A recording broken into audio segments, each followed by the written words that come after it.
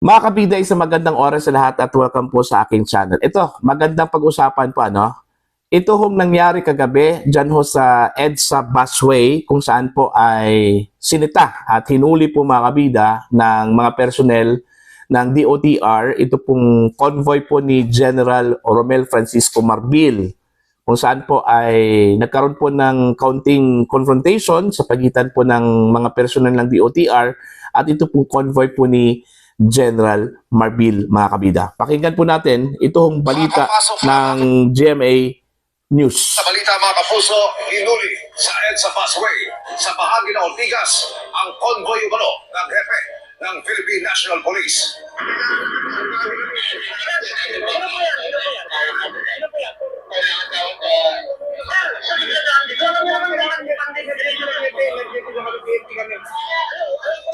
Sa eksklusibong video na nakuha ng GMA Integrated News, makikitang nakikipagtalo ang humuling tauhan ng DOTR side sa pulis na miyembro ng convoy. Hindi bumaba ang sakay ng convoy pero nang tanungin ng pulis kung sino ang nasa sasakyan, sinabi nitong si PNP Chief. Nakikusap pa itong daraan sa EDSA busway dahil may emergency umano at papunta silang Campo Grame. Hindi nakikita ng convoy na umalis agad pero bumalik umano ang isa sa mga convoy para magpatiket. Sinusubukan pa namin kunin ang panig na nakaupong hepe ng PNP na si General Romel Marbil. Ayun, malinaw po mga kabida, no? Isa hong paglabag yon, ano po, doon ho sa lane na yon. Kasi ho, ang pagkakalam ko lang po doon, bawal ho yung mga pribadong mga sasakyan doon, no? So, since ito pong convoy ay makukonsidera po itong pribado, kasi ang pwede talaga doon is yung bus eh. Kaya nga tinawag na busway yun eh, di ba? So, yun po, no, mga kabida. Medyo nagkaroon po ng kaunting confrontation, ano po, no? Dahil daw sa emergency eh. Kung tutuusin mga kabida dapat mag-set po ng example po itong si PNP Chief Marbil, ano? Kaya nga minsan may mga pribado, may mga kababayan po natin na magva-violate doon ho sa mga batas po natin kasi ho, yun nga, may mga opisyal po na sila mismo yung nag-violate, ano? Kagaya po dito sa ginawa po ng convoy po ni General Marbil, ano po, no? Kabilang doon yung si General Marbil Kaya convoy yun di ba? So, that means, andun din si General Marbil, ano? Mga kabida. So far, wala pa pong, anong tawag po dito? Official na pahayag po yung PNP patungkol ho dito, ano? Pero malinaw naman po na yung daan na yon, yung lane na yon ay bawal talaga yung mga sasakyang pribado at kahit anong sasakyan basta hindi po bus at saka hindi po passenger, ano, mga kabida. Exclusive lang talaga yun para sa mga bus. Kaya tinawag na busway yun no? Mga kabida. Actually, marami pong nag-react ko dito sa ginawa po no, ng convoy ng PNP Chief, mga kabida. Okay, actually, yung post po ng GMA News, 9 hours ago po ito, ano? Tsaka, meron na pong 36,000 reaction, ano? Tapos, 9,700 yung comments. Alright? 6,100 yung shares. At alam nyo ba kung ilan yung views? Okay? Nasa 2 million. Okay? Nasa 2 million po mga kabida yung views po ng video na ito, ano? So meaning nag-viral po talaga, no? Itong video na ito kasi mantakin nyo, PNP Chief nag-violate doon ho sa hindi dapat daanan po na lane, ano? Mga kabida. Yun nga, yung personnel po ng convoy ni PNP Chief Marbil, kahit na po sila ay umalis, no? Hindi ho sila nagpa-ticket that time, bumalik naman at saka nagpa-ticket, ano? Ito hong convoy po ng PNP Chief. Yun nga, dapat hindi ho pa marisan, mga kabida, itong ganitong klaseng actuation po, ano?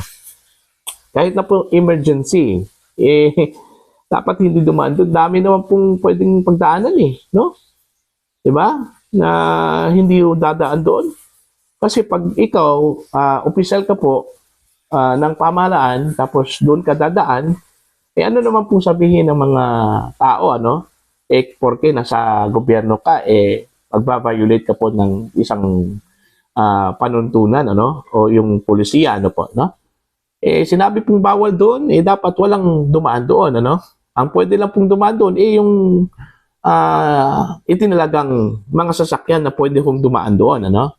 Yun po yun, mga kabida. Kaya nga, andun, mayroon pong restrictions, no, doon dahil bawal ang ganung klaseng ng mga sasakyan na dumaan doon, ano po, na? So, yun po. Kaya nga hindi ho tayo aasenso sa Pilipinas eh. Kasi may mga malinaw po na mga panuntunan, yung mga batas po natin, eh hindi ho natin sinusunod, ano po, no? Kahit na po tayo po ay nasa posisyon, ano po, mga kabida. Eto, magbabasa po tayo ng mga comments, mga kabida. Madami ho dito, no? Eto, may mga authorized vehicles na allowed dumaan sa EDSA busway, especially on duty marked vehicles, lalo na during emergencies. Si Chief PNP yan, malamang lahat ng lakad niya ay emergency at importanteng lakad kaya need ng convoy.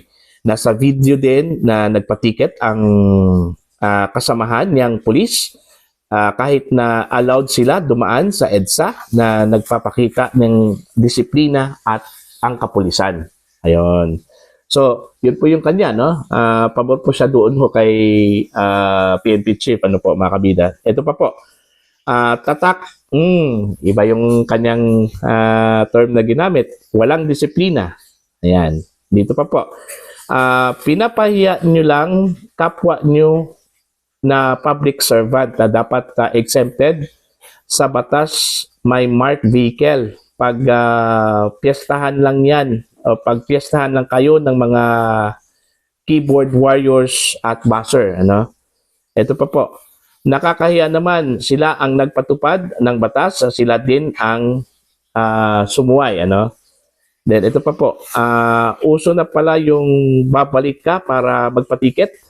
Eh, buti nga, bumalik yun eh, para magpatiket. Ano pa? Okay, walang hiya. Ayan, PNP Chief na di sumusunod sa batas. Nako, huwag ganyong abusuhin ang batas. Kayo sana mismo ang nagpapatupad nito, pero kayo rin ang lumabag sa batas. Ayan, yung kanya pong saloobin. Ano pa, no? May abuso sa batas, mga taga-pagpatupad, pa naman kayo ng batas. Ayun. PNP palinabag. Ano ba? Batas na binutas ng alagad ng batas. Yun yung kanya pong sinabi, ano? Wala na. Batas, butas, wala nang batas ngayong nagko-congressman at senador. Ang gulo ng bagong Pilipinas ngayon, ano po? Ano bang aasahan mo sa mga high-ranking officials at mga matataas na opisyal sa gobyerno? Sila ang unang lumabag sa batas. Sayang talaga ang Pilipinas, walang pagbabago. Check, check, check, check. Ayan. Ito pa po. Kapal ng mukha. OT pa, more. Ayan. Okay, meron pa po. Sinadya nila yan para sumikat, walang kwenta yan, EDSA bus line. Kasi mismong mga makapangyarihan sa gobyerno, binababoy nila ang batas. Ayan. Ganyan naman talaga ang ugali ng Pilipinas. Sili, gumawa ng pulisya, sila din ang lumalabag sa pulisya na yan. Ayan. Kapal ng mukha, pulis, di kaya sumunod sa batas. Okay? Ito na lang, isa. Na, yung dapat walang sinisino, batas ay batas. Kapal na mukha mo. Ayun. Yan yung mga comments po dito, mga kabida, no? Dito ko sa video na ito. Actually, ulitin ko po, yung video na ito, mga kabida, ay nakapag-generate na po ng 36,000 reactions, 9,700 o 9,700 comments, and 6,100 shares, at 2 million yung kanyang views, mga kabida. Ayan po. So, yun po yung nangyari. Sana magsisilbi po ito na lesson ano po para ho sa mga opisyal po ng gobyerno.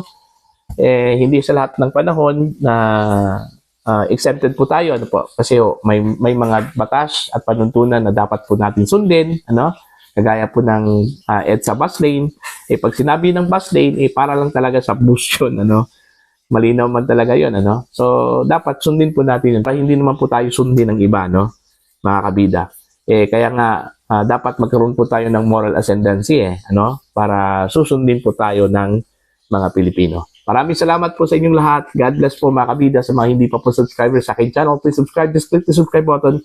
Click the notification bell. Click all para updated po kayo sa aking mga uploads. Maraming salamat po sa inyong lahat. God bless po mga kabida.